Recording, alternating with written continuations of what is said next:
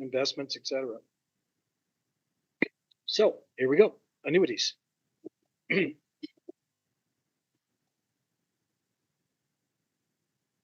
There we are. What is the biggest fear people have when they retire? Anybody?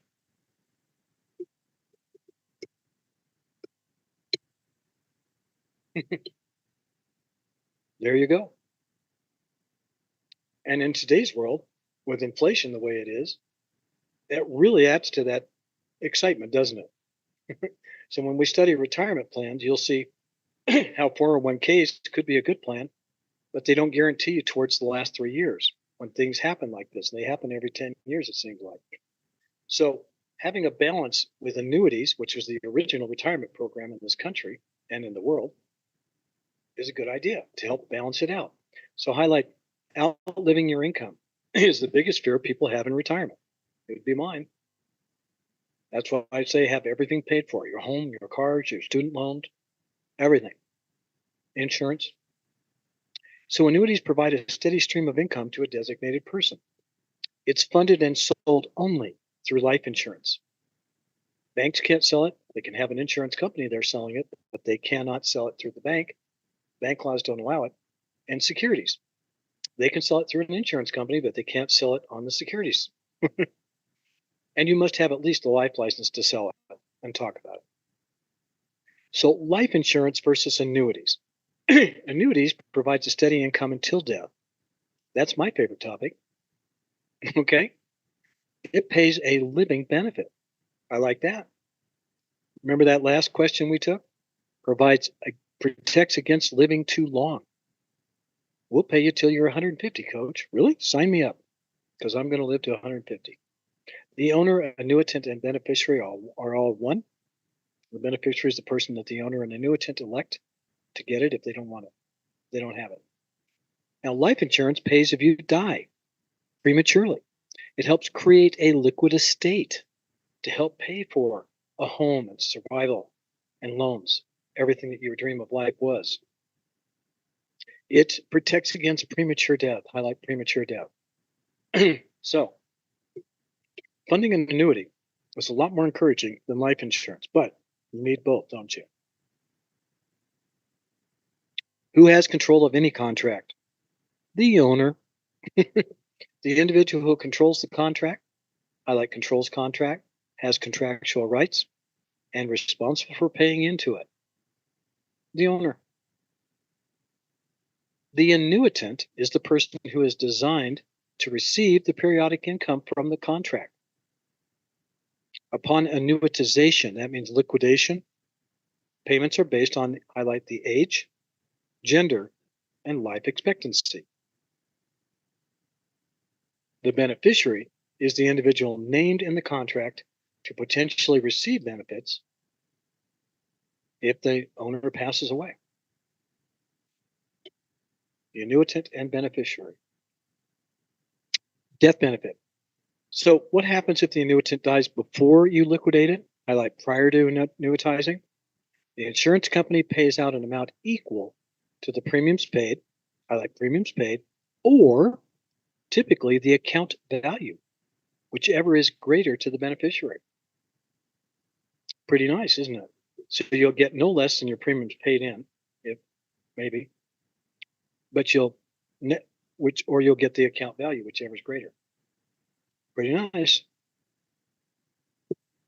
So a contract that is designed to accumulate value over time with the intent to distribute funds over your lifetime is called a what?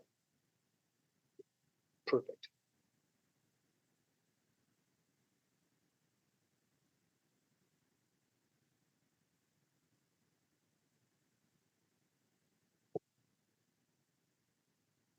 Big score.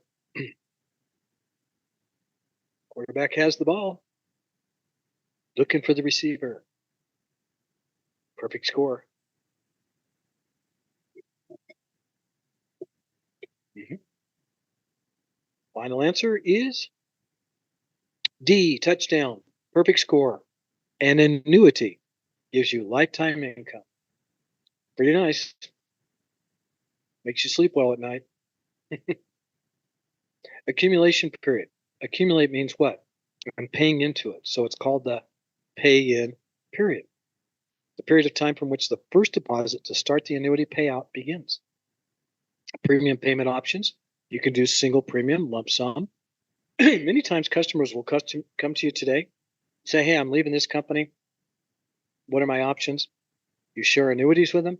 Many times they like it because it provides that stability because they're not getting it in their 401ks. You can do single premium or periodic, fixed or flexible. One of my first accounts was California Cosmetology Association. This is before they had benefits at these companies, hair salons and so forth. So I'd go in and do benefits for them, do the benefits package and so forth. And they were able to get a discount for working with us on insurance and stuff. They'd put in 50 a month or 25 here, 35 there, etc.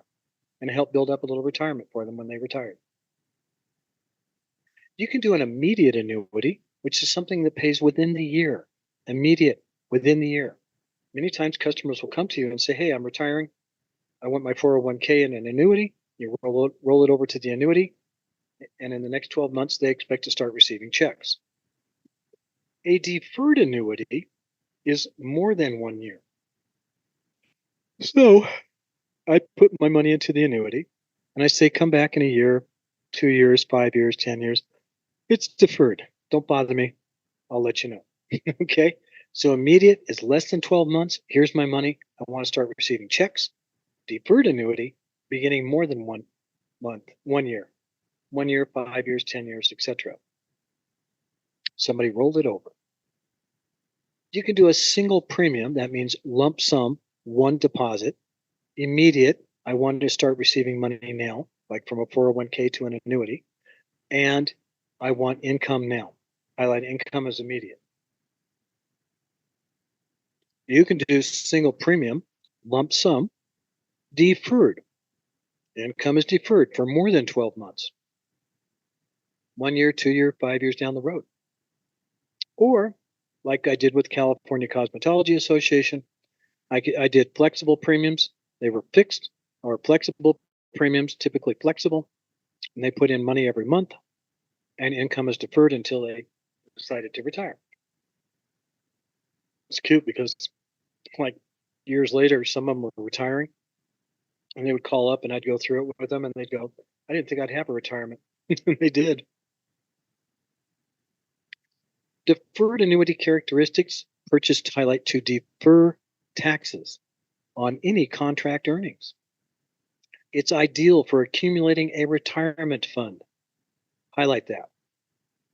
Retirement funds. The owner can surrender the contract during the pay-in period. The money grows, highlight tax deferred. However, leave your money in the account because the accumulation grows tax deferred, highlight that. But withdrawals before the age of 59 and a half, memorize that age. Before 59 and a half are taxable. So if you take money out and you're only 40 years old, you will be taxed on that money. And you'll be hit with a 10% penalty. Systematic withdrawals are allowed. Now, if you took the money out because you're retiring, they'll let you take the money out over time. That's okay. That's allowed. All of the following are correct regarding an annuity, except show me the liar. Excellent answers, team. Excellent.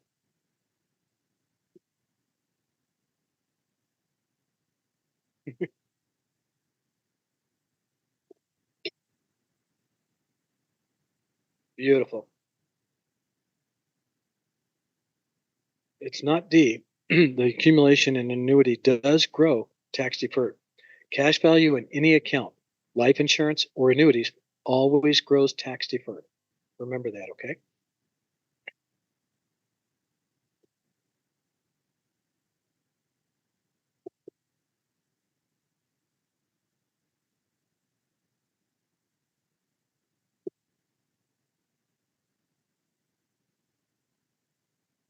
That's okay.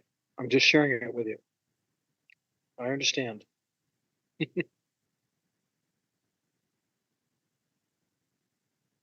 Okay, so what would you change your D to?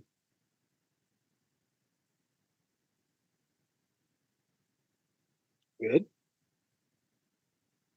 How about you, young lady? A quick call. What would you change it to? Perfect. Looks like we all agree. Touchdown. It's C. An immediate annuity starts providing income within 3 years. Immediate doesn't mean 3 years down the road. It means now. C. Correct answer is C. Annuitization can be lump sum. The worst way to do it is take your money out of an annuity. Lump sum. Cashing out an annuity is lump sum prior to annuitization.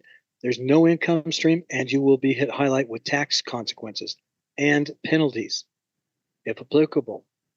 So the worst way to take money out is lump sum. Taxes. You're going to get hit with all of it all at once, and now you have to pay taxes on all of it all at once. That stinks. All right. Annuitization. Annuitization. The accumulation period ends and the annuity period payout begins. So you've built up money over time and now you're going to annuitize it. Election to receive payments for life or specified period. Payment option must be selected. So when you're ready to retire, you go ahead and set it up. Do I want lifetime income? Do I want payments for 20 years, 30 years? Either way, you set it up either way. The annuity period, annuity distribution and payout. Circle the word payout because now you're going to get paid out. The annuity payout or liquidation phase begins. Highlight that.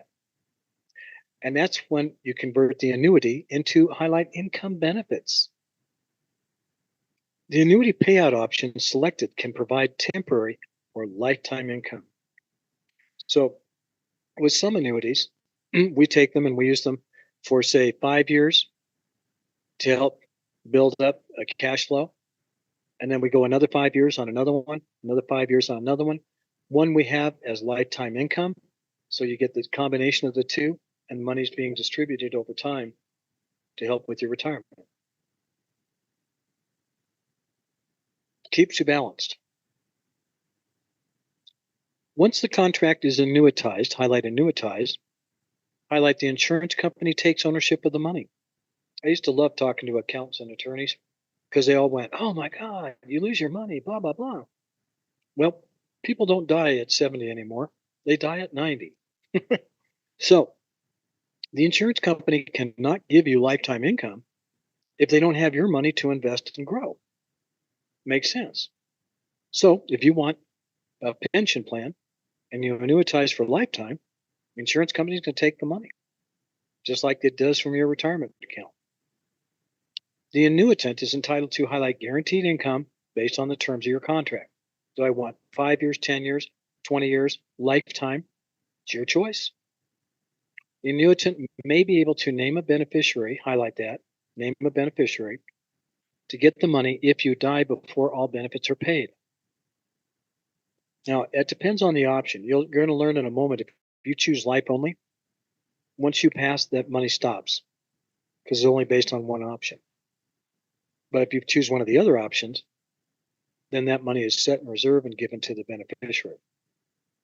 Annuity income is based on highlight account value, highlight interest rate of return, age, and gender, and payout option selected.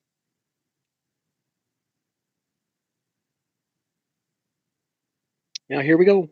How does the payout work? Circle payout, pure and straight life. Life income is pure and straight life. Highlight guaranteed lifetime income. Coach is going to live to be 150, so you are going to be stuck paying me to 150. All payments stop upon the annuitant's death. There is no beneficiary. Circle and highlight that. So why do people pick this? Because it has the highest monthly income of all payout options. Has the highest monthly income of all the payout options. But payments stop when you pass away. Keep that in mind. Highest payout though. Lifetime income period certain. So let's say customer is 65, right? 65, and they have a spouse, and they want to make certain that for a certain period of time, period certain, that that money is available to their spouse. So write down 20 years. So from 65 to 85, that period certain there is guaranteed for that 20 years. So the customer gets their first check at 65. They pass away at 70, 5 years later. Guess what? The spouse gets another 15 years of payments. What happens if the annuitant is still alive at 85, but the spouse passes away? They're still alive, so they still get lifetime income. Any questions?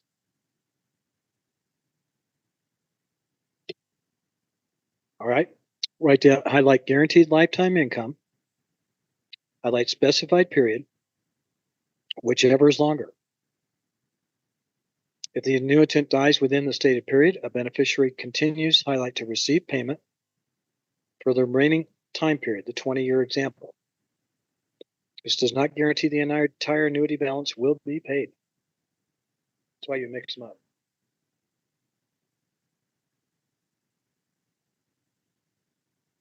Now, life income with refund, here's one where you took an installment or cash refund. Highlight guaranteed lifetime income. As long as I'm alive, you pay me. If the annuitant dies before all the payments are made into the annuity or paid out, highlight paid out, the balance is refunded to a beneficiary. Highlight balance is refunded to the beneficiary, either lump sum or cash refund or installments. This option guarantees the total of all payments made into the annuity, not the growth, will be paid to either the annuitant or beneficiary. So, in other words, we're guaranteeing the principal that you put into it, not the growth. But you get that refund if you need it for your beneficiary. Life income, joint and survivor. Remember this one? Joint and survivor means there's two people and one is surviving the other. So this pays until both die. Again, retirement plans. You've got a husband and wife, spouse and spouse. What do? You want to make certain income is coming in for as long as I'm alive and my spouse. So I would choose life income, joint and survivor if I wanted to make sure that both of us were covered until we both die. So if one dies, the other one still continues to get the money. Upon the death of the first annuitant, the survivor gets the balance. And it'll either be 100% or 2/3 or 1/2, whichever way you selected. But at least they're covered. How old do you have to be for these annuities? If you're buying an annuity, you can be over 18. If you're using these annuities, then you follow the legal requirements, age 60, 65, 70, whatever. You match it up to that. Yeah.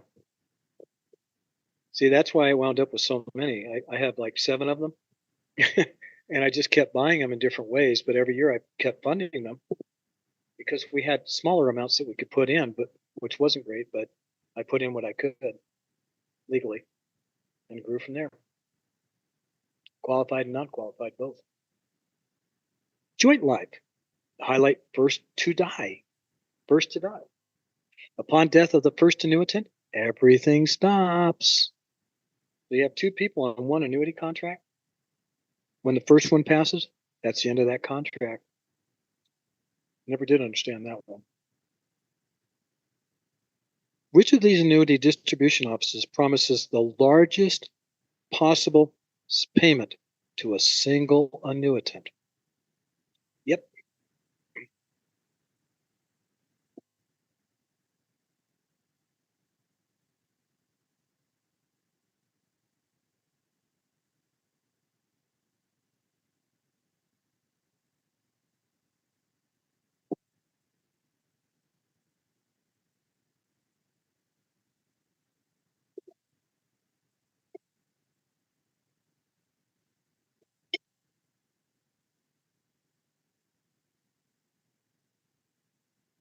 Yeah, in the previous example, a spouse can be named beneficiary and they can start a new contract or they can just continue this one, whichever way you want it. You're welcome. We are looking really good, folks.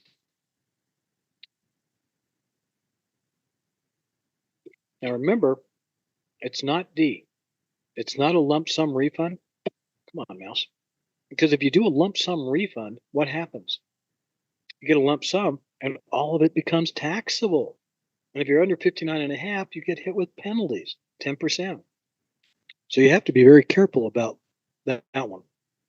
So what would you choose to get the largest possible payment to a single annuitant?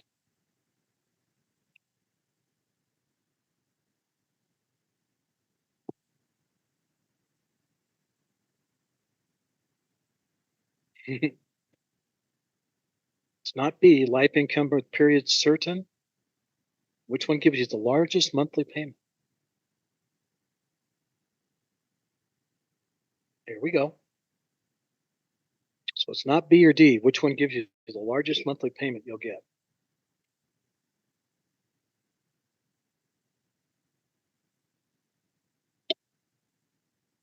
Nice. Perfect changes.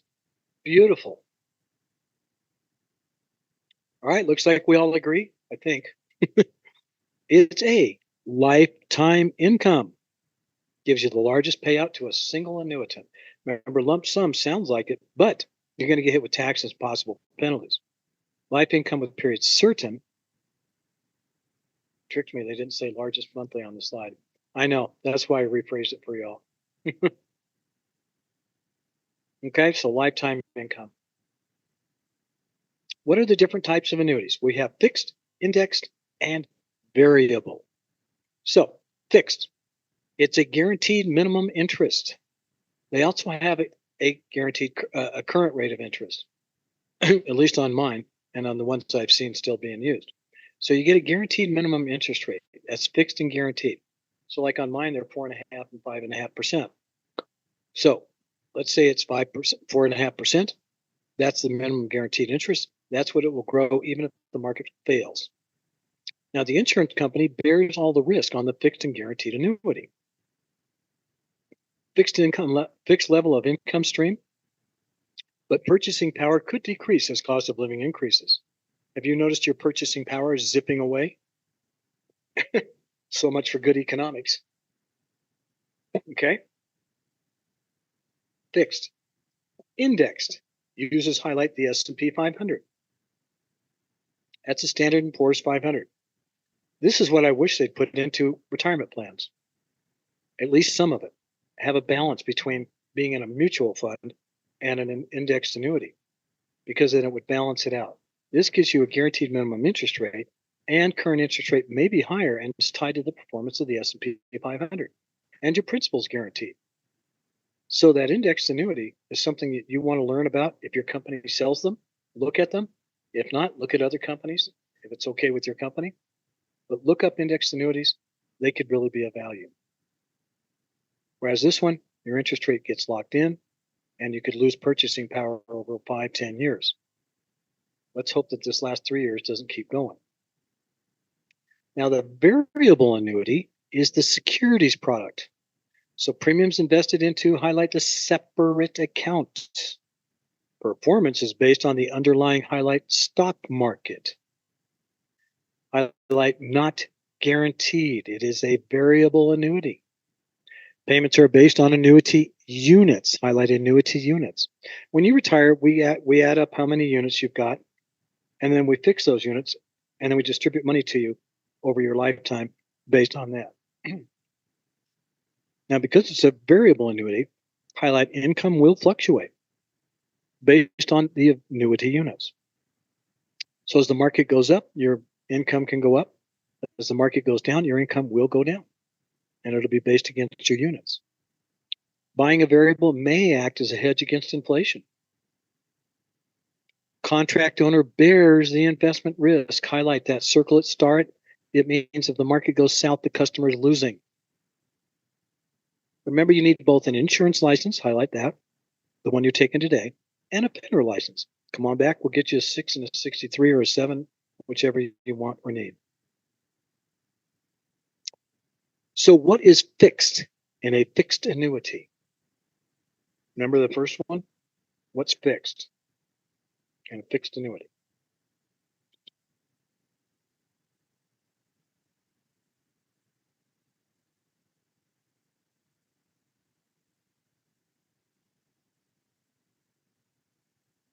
Looking good.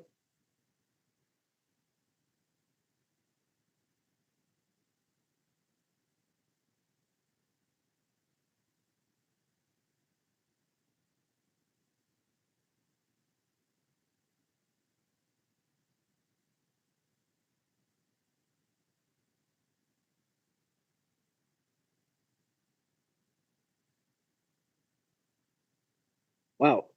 Final answers, please.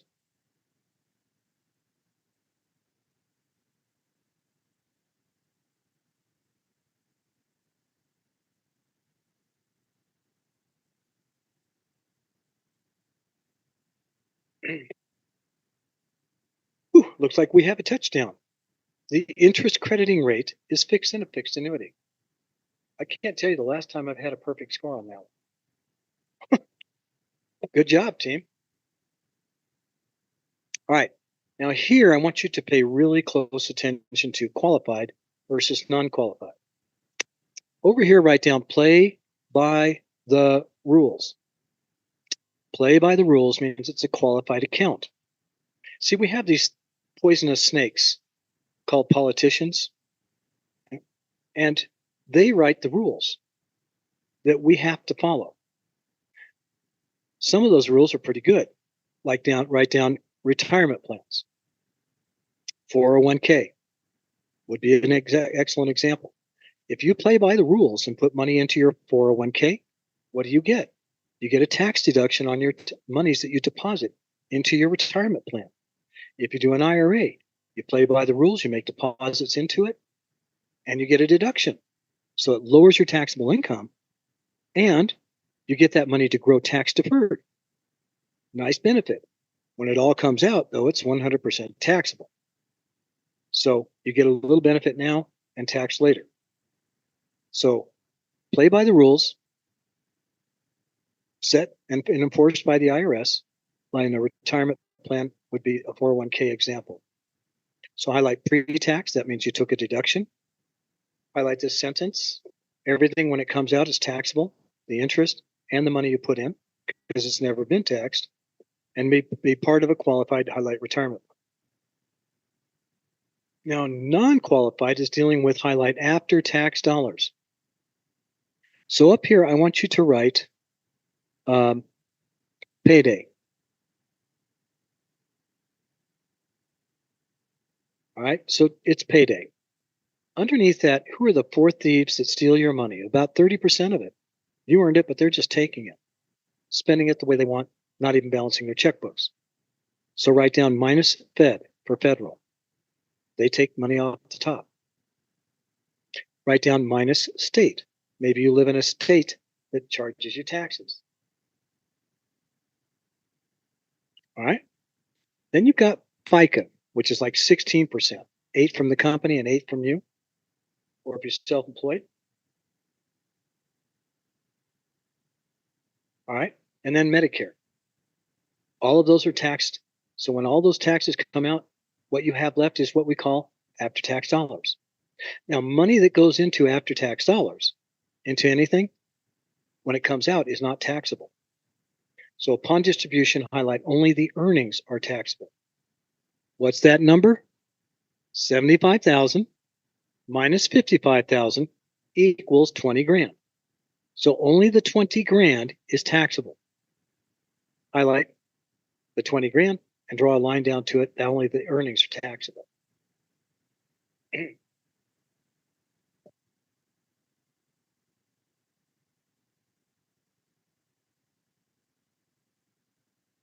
Okay?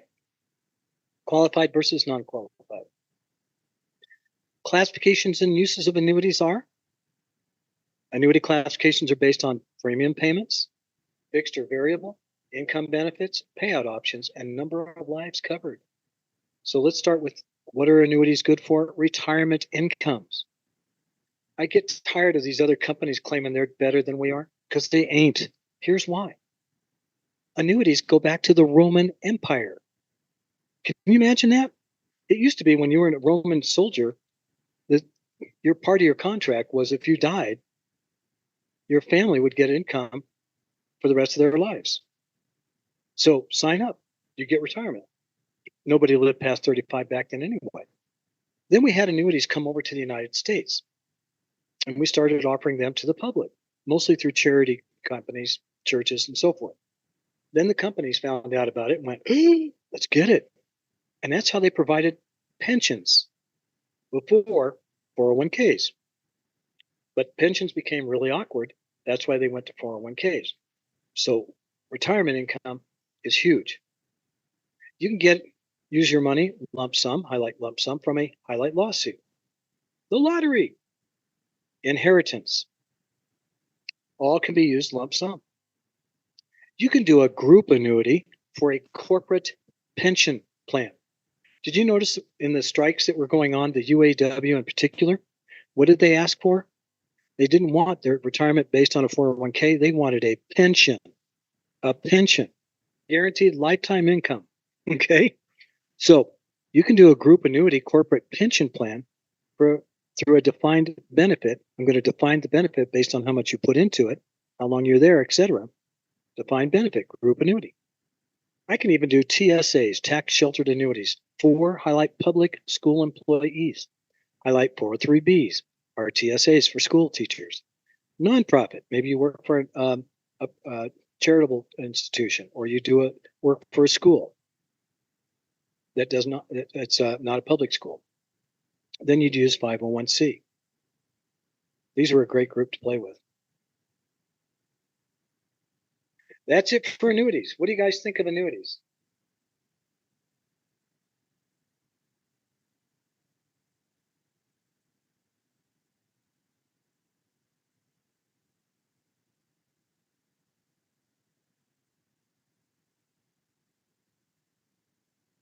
All right. That's cool. Pretty great, useful, great options. I need a few.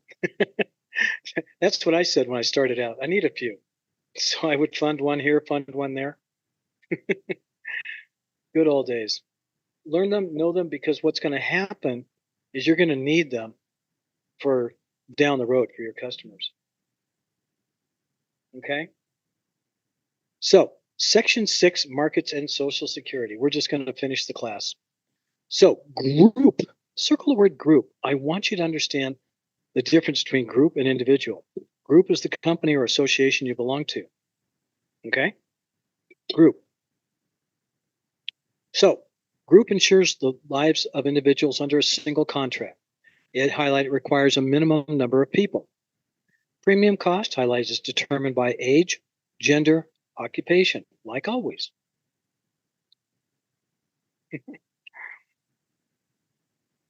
Characteristics of group insurance plan. Plan sponsor receives the master policy. Your employer is the plan sponsor.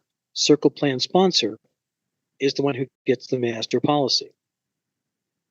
You, the employee, get a certificate of insurance, also known as a summary of benefits. The group must be a natural group.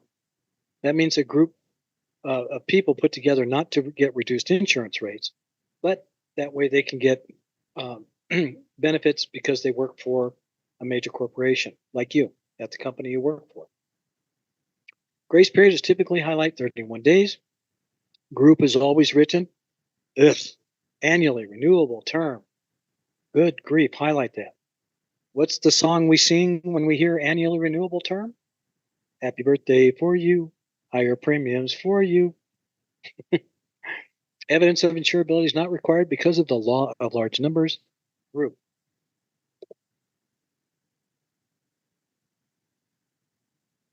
Okay.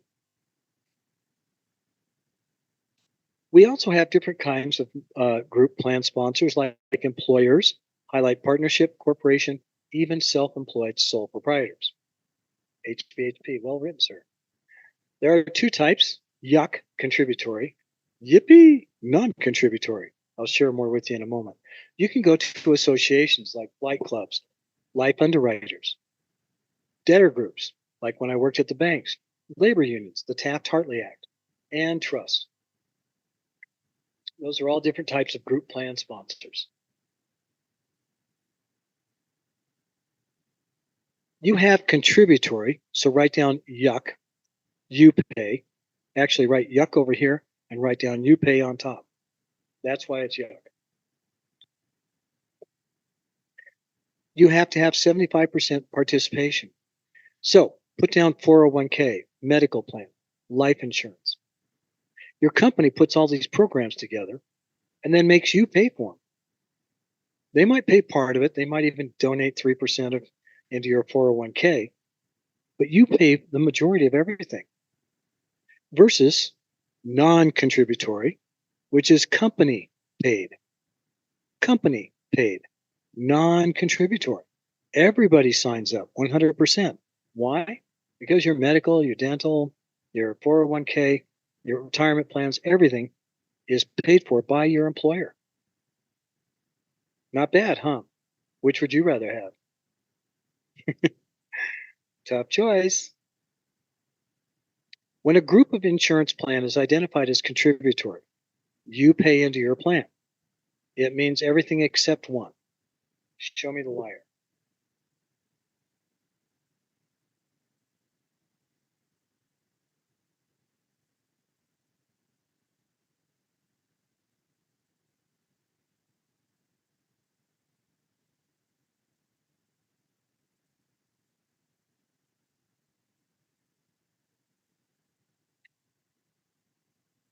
Nice.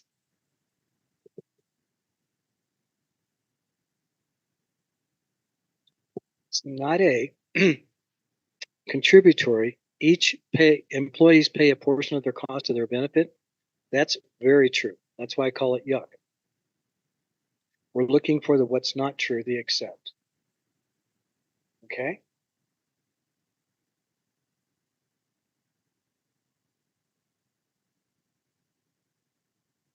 Nice change. Good job. All right, final answer is it's B. Employers must enroll. Contributory is 75, not 100%. Non-contributory is 100% because you got nothing to lose. There you go. You see that difference, huh? All right. Conversion. You can convert. I like 31 days after you're terminated or during termination. If death, the 31 days acts as a grace period. Highlight death, 31 days grace period. You can convert from term to perm. Highlight term to perm. What kind of businesses have non-contributory? Federal government, state, all their benefits are paid for. Yeah. In public land, we don't have that checkbook that they keep playing with up there. No evidence of insurability for group. Remember that? Highlight it. Premium will be higher and is based on attained age. So you're going from group to an individual, from term, which is the lowest premium, to whole life, which is higher because you have the mortality cost, plus you're putting money into cash value. That's why it'll be higher. You're going to start building your living benefit that way. Business uses of life insurance. The buy-sell agreement. Write down Mr. CPA equals contract. The contract says, Mr. CPA, you are now promoted to partner. You will sign a contract that says, if you die or tomorrow become disabled, you will sell your portion of the business back to us, and we will buy your portion out. The buy-sell agreement. Now, he was number 20 in this firm. So, in the entity plan, highlight the business buys the policy. Business owns the policies on everybody. So here, he was number 20. The company pays for it all. Could you imagine doing the cross purchase with 20 people there? When each party purchases insurance on each other, highlight each party purchases each other. So he's number 19, he's number 20. So he'd have to buy policies on the other 19. The other 19 would have to buy a policy on him. It's insane. If you have two people in a partnership or three, cross purchase might work. Otherwise, you typically, and majority of the time, you'd use a entity plan. The business buys it. Key person. Here's that woman I was talking about. This lady walks on water. She's the key person. She brings in right down 85% of the business is produced by her. Could you imagine if she was in your company bringing in 85% of your business and she passed away or got permanently disabled? That would be shocking. So it protects against losses of a business. I like losses of a business. If a key employee dies, doesn't protect her, doesn't protect her family, protects the business. It benefits the employer. Highlight and star that. Underline, not her. The employer buys the policy, so they're the owner, the premium payer, and the beneficiary. The money is used to replace and train new people and provide for loss of revenue. It's a big deal.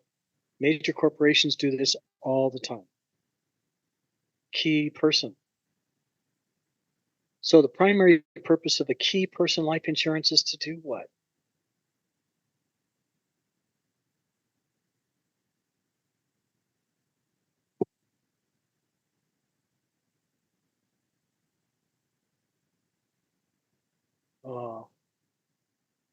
Très bien. Muy bueno. Perfect.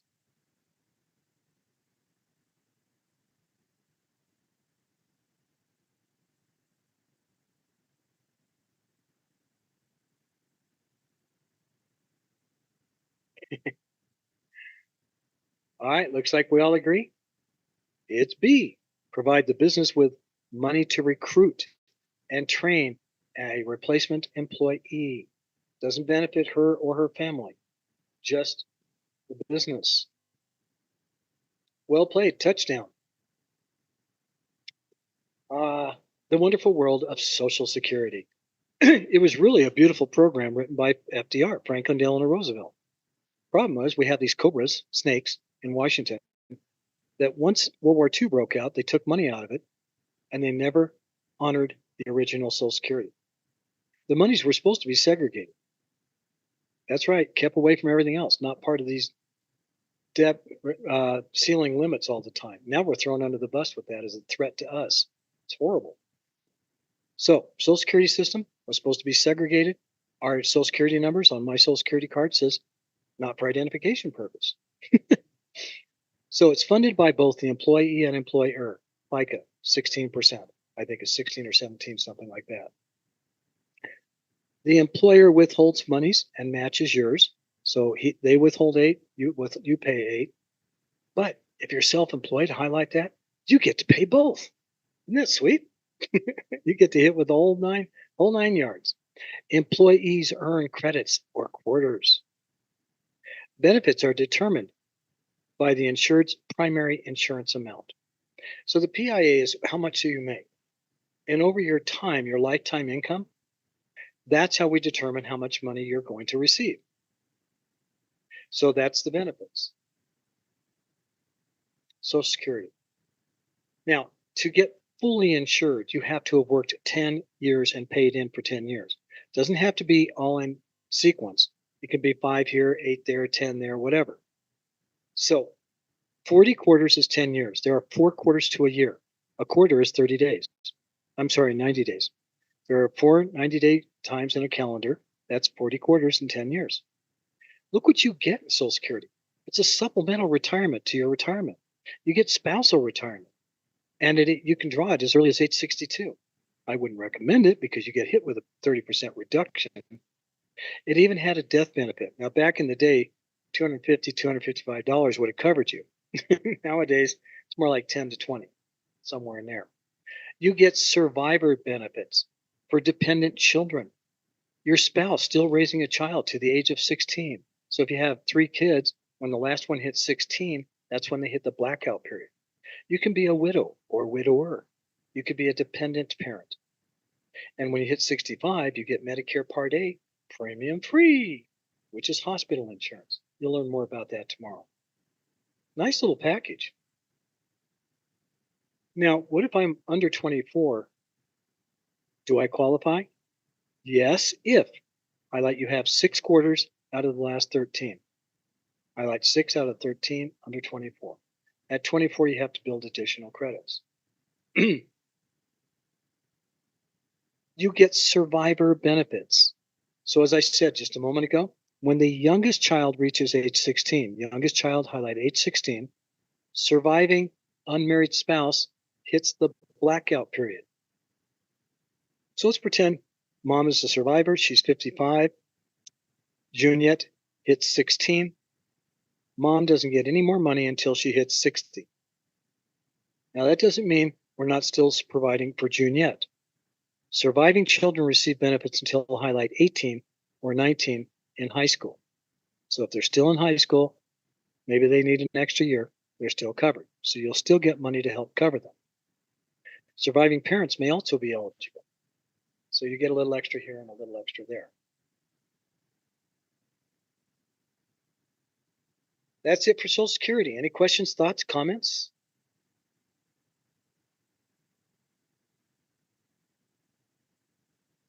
All right, I got one for you. Do I keep going for the last 30 slides? Or do you want a 5-minute break? Yes, go. No, let's do it. Keep going. Keep on trucking. Please. 5.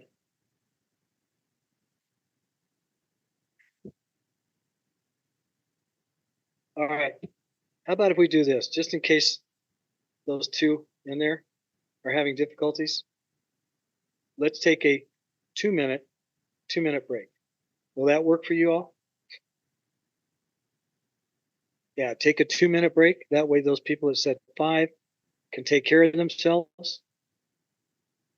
Okay, everybody's in agreement. Take off. I'm starting the clock. That's a short. Ready, set, go.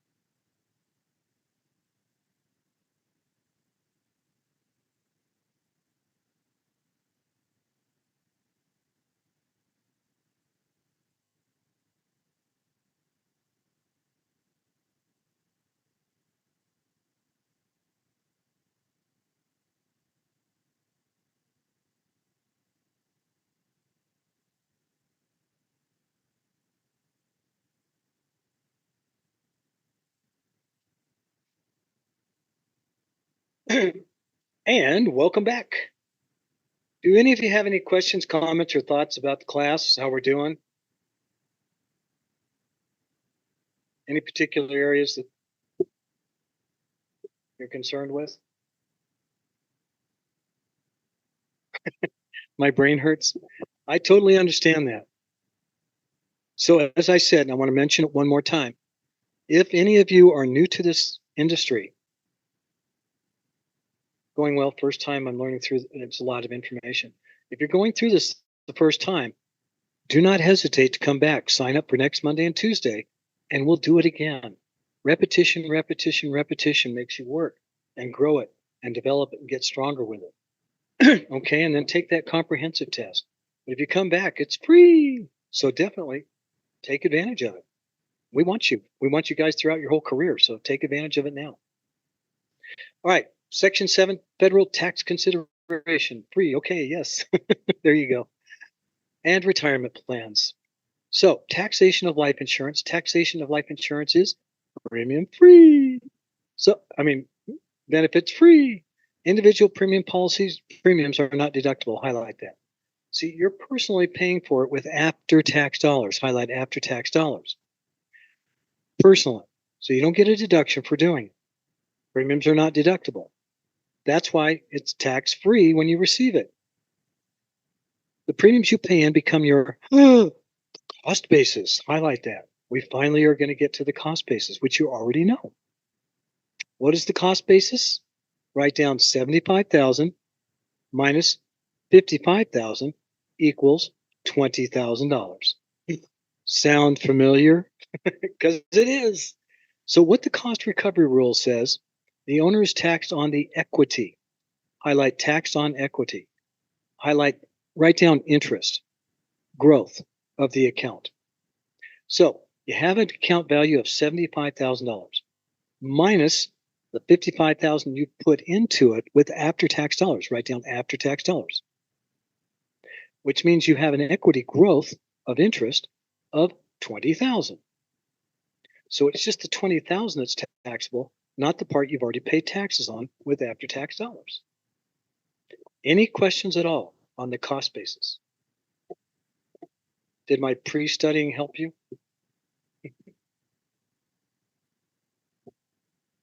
Wow. Okay. So loan is not tax deductible. The only loans that are tax deductible if you're talking about individual is really your mortgage. Nothing else is really tax deductible. So loan not taxable. Interest paid on the loan not deductible. Highlight not deductible. If the policy lapses, anything excess over the cost basis is taxable. Highlight excess over cost basis taxable. Write down 75,000 minus 55,000 equals 20,000. Taxable is the 20 grand. Okay? Write down 75 minus 55 and then put 20 grand under taxable. That would probably be an easier way to remember it, huh? See how often you're going to use that? Dividends are considered a highlight return of premium.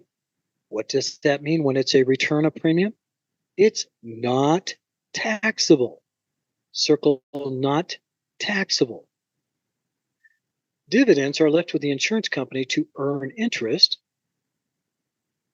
Highlight earn interest. Interest is taxable in the year earned.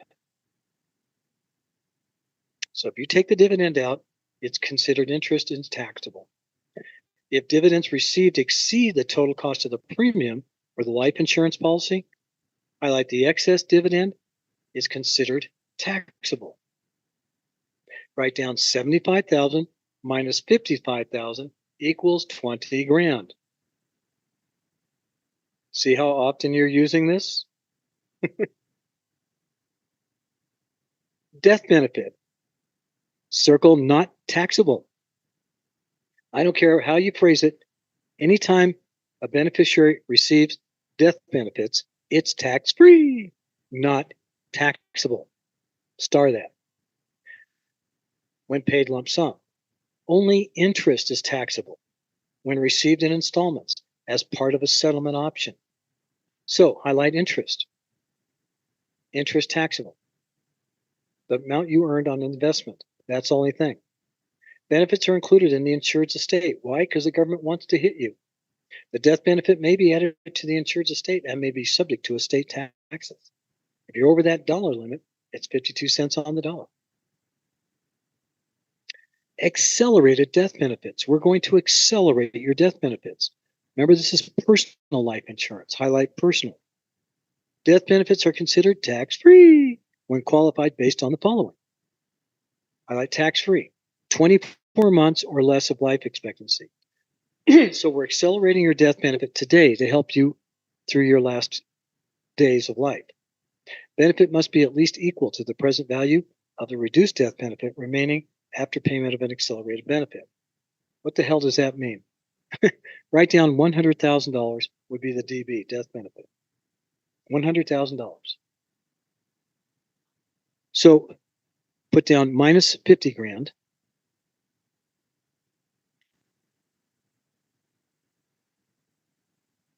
Underline it, equals 50 grand. So beneficiary gets 50 grand, write down 50 there. The client uses 50 grand for a total of 100 grand. That's all that meant. You can only, in other words, the death benefit has to be equal to what they paid out.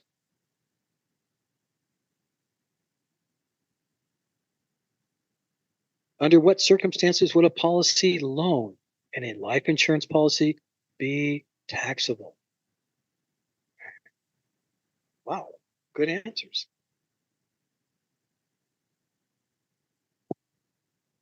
It's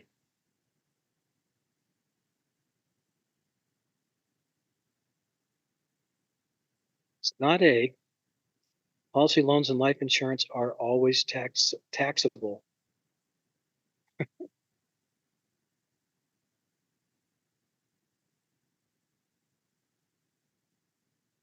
Remember, if you exceed the cost basis, that's what you're looking for.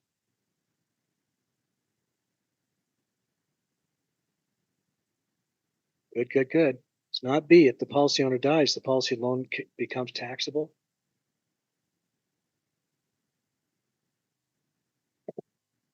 No, we just take the loan out and deduct it from the death benefit plus interest.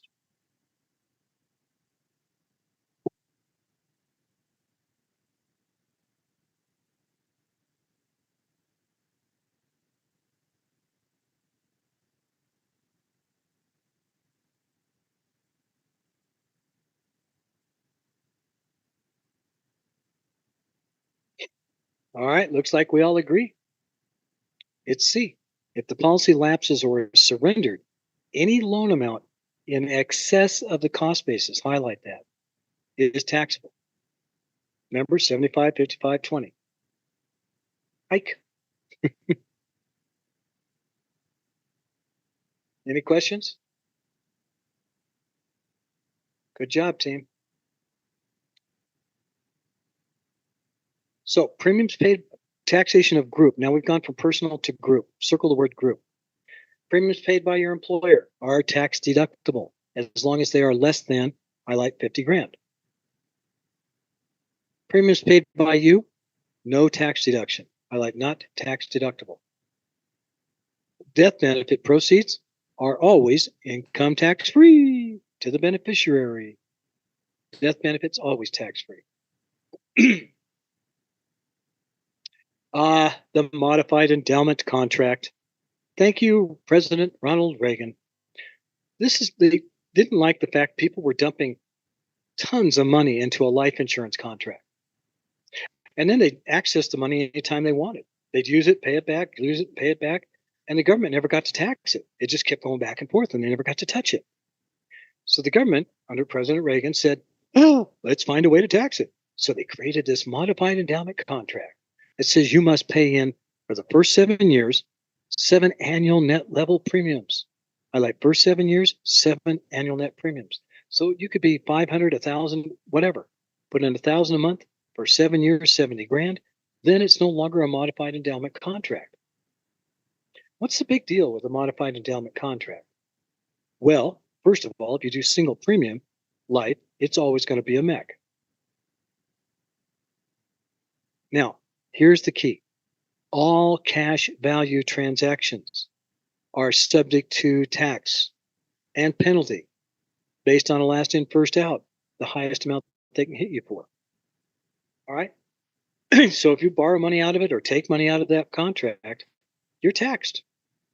The benefit just went away and for 7 years.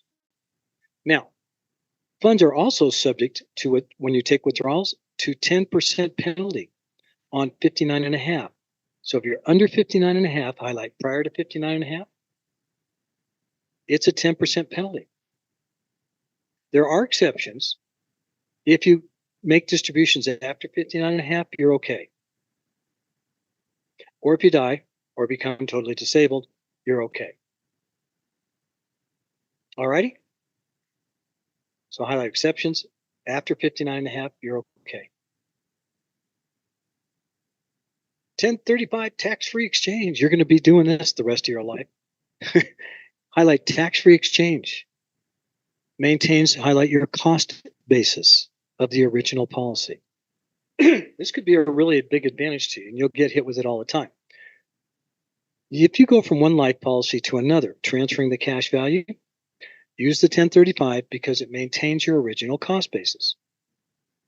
If you go from life insurance to an annuity, use the 1035. So if you don't need the death benefit anymore, then you can transfer it to an annuity. Or maybe you have a universal life and you're noticing at 60, 65, somewhere in there, all of a sudden your premiums are not enough to cover the cost because of the happy birthday higher premium. So you're starting to eat away at your cash value. So you can either increase your premiums or you can flip your life insurance, universal life, to an annuity. Many of us do that. You can go from annuity to annuity. You can do life insurance to an annuity. You can go life insurance to long-term care. What you cannot do is go from an annuity to life insurance. See, annuities don't have borrowing provisions. They don't have withdrawals and put back ins. Only life insurance has that. Annuities, you put your money in, you leave it, and you take it out over your lifetime or whatever. 1035 tax-free exchange. Taxation of annuities. Circle the word qualified. Funded with highlight pre-tax. You took a deduction. All the money coming out is fully taxable. Write down retirement plans. 401k, IRA, KEO, SEP. All right? When all the money comes out, it's all taxable upon withdrawal. Qualified. Play by the rules. Non-qualified means you took money with your after-tax dollars, and that becomes your cost basis. Highlight after-tax dollars, cost basis. Fed, state, FICA, and Medicare have all sapped you for 30%. That's called after-tax dollars. Once those monies have been sapped, they aren't sapped again. Now, any withdrawals exceeding the cost basis, highlight withdrawals exceeding cost basis, taxable. Write down 75 minus 55 equals 20. All right. Estate taxation. During the accumulation phase, if the contract owner dies, the value of the annuity is included in the owner's estate for valuation. During the annuity phase, the total remaining in an account is included in the deceased annuitant's estate. This applies for all settlement options except for pure life income, since the company keeps any unpaid proceeds. Remember life income, one person, they're taking it for the rest of their life. If they die, then all things stop. That was one of the first things we learned. Any questions so far?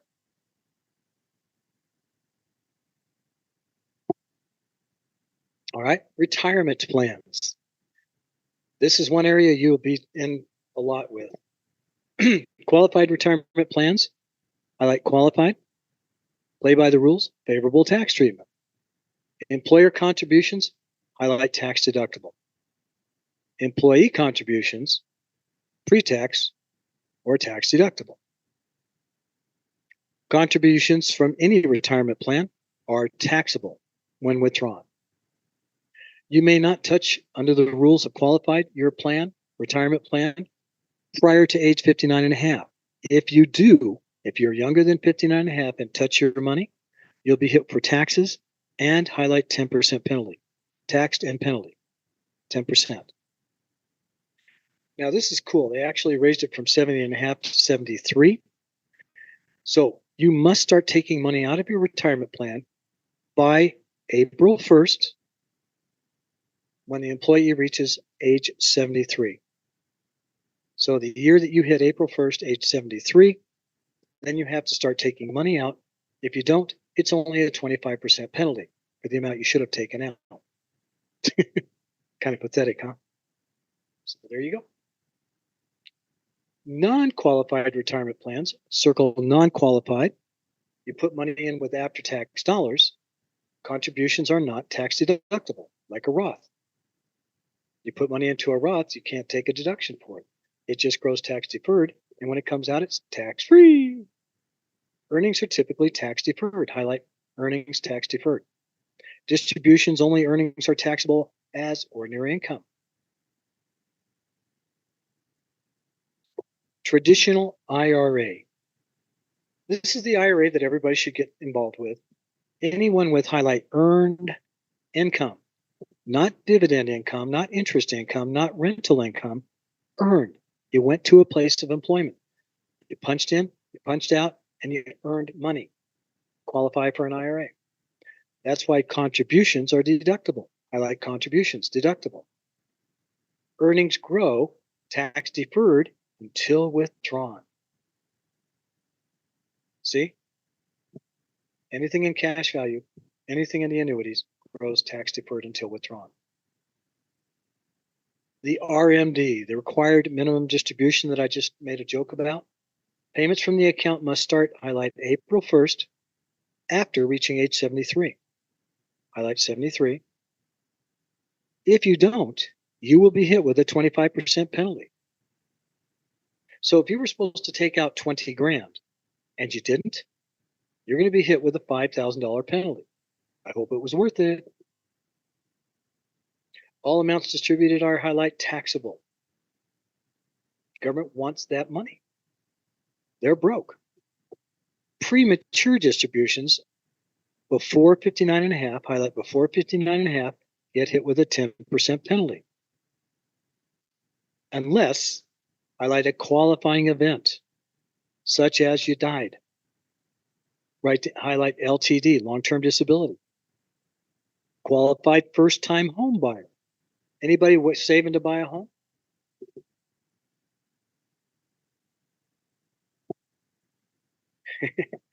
Good timing for it.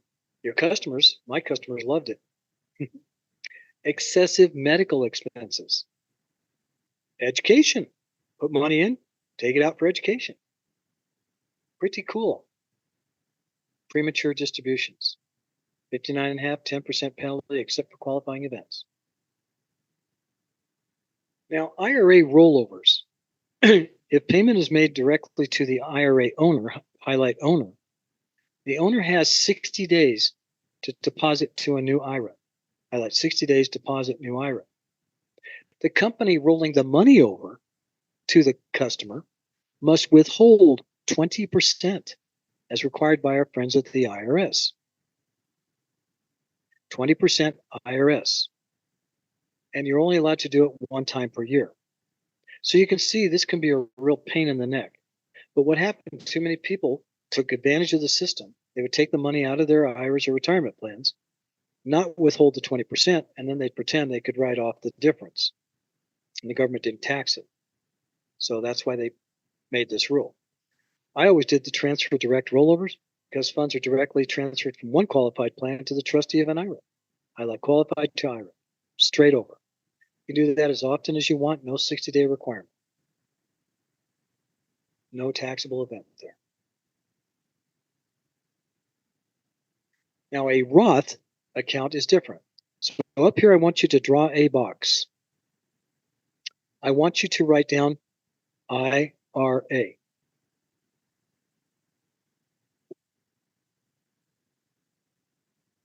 Underneath IRA, I want you to write down pre-tax.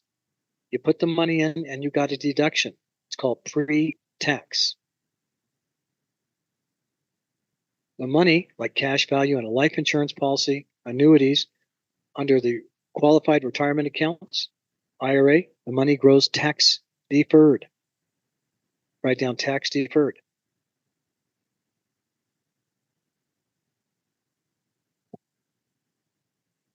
Okay?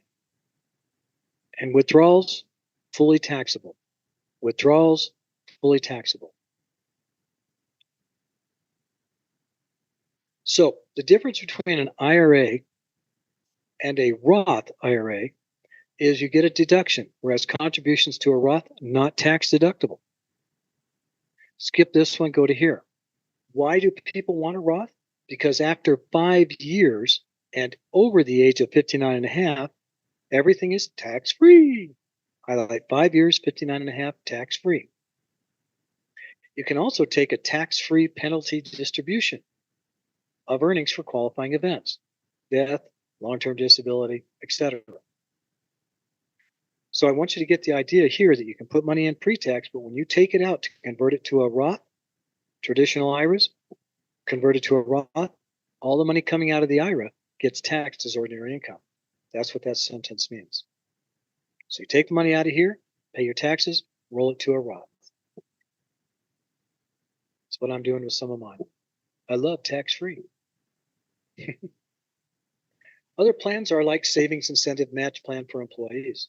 Take your money tax-free for beneficiary education. Yeah.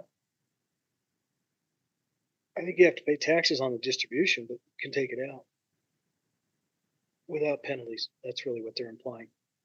Without penalties. There are advantages to this stuff, just nobody knows them. You do, though. All of you now know this. So you have the simple plan. It can be an IRA or 401k. Anytime you see this, vesting 100% immediate, it means it's your money. The company didn't put a penny into it. I remember when I first started out in life, I was in these retirement plans for these major corporations, and it was a 5-year vesting. So the first year I was worth 20%, second year 40, 60, 80, and 100. After 5 years, it was all mine. But nowadays, they don't do that. They put money into a 401k, a mutual fund, stock market driven product, and it's your money taken from your paycheck. So vesting is 100% immediate. It's your money. You may have, for a simple plan, you have to have less than 100 employees. And the nice part about simple plan is it eliminates the high cost of administrative costs, like with 401ks. Unfortunately, those COBRAs have written so many rules, making it really expensive for corporations to even operate, which is why they stopped doing it. You can also have a SEP, employer-funded IRA. Employer contributions deducts contributions as a business expense. Common for self-employed, and distributions are always taxable upon receipt. So if you take out $10,000 a year, you're going to get taxed on $10,000 a year. My favorite, the old HR 10 Keogh plan. Mr. Keogh, late 60s, early 70s, realized that self-employed people didn't have retirement plans. So he put this together, and it closely matches the 401k, which I found interesting because they put it on the same page. It's only for unincorporated, highlight sole proprietors, business partnerships. Contributions are mandatory for eligible employees if you have any, and based on a percentage of contribution by the employer. What I like about self-employed people is even though you could do it with a 401k, 401k plans with corporations are single pay only. That's why you can't do annuities with 401ks. You can't write off life insurance. You can't write off LTC. So with self-employed Keogh plans, you could, up to a percentage. But with single pay only, they won't let you. But self-employed, they really love that. Remember the 403B tax sheltered annuities? Employees of schools and nonprofit organizations. They want to augment their retirement from the state school system. So the employer reduces employee pay right out of their paycheck, by a specified amount to invest in a TSA retirement fund. It's their money, their fund, their 403b, and they have complete control over it. All money invested and interest earned is tax deferred. I like tax deferred. Teachers.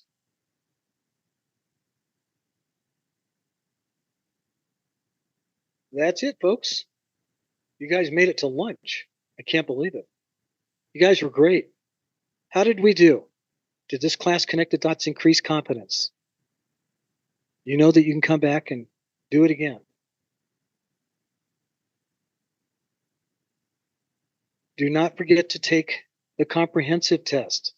It's written with questions that look more like what's on the exam. They're not the exact questions, but they are wordy and smoky. They'll get you there. Okay? 10-10 class, thank you. Yay! All right. Well, if you guys don't have any questions, comments, or thoughts, you're free to go. I'll see you tomorrow. And I don't know if Michelle's still there. Michelle, are you still there? Can you put up tomorrow's notes? Tomorrow's class notes so they can print them out? Give her a minute. She might be pulled away. The comprehensive test, just go online, check in. If you can't find it there, call us. We'll be happy to. Class is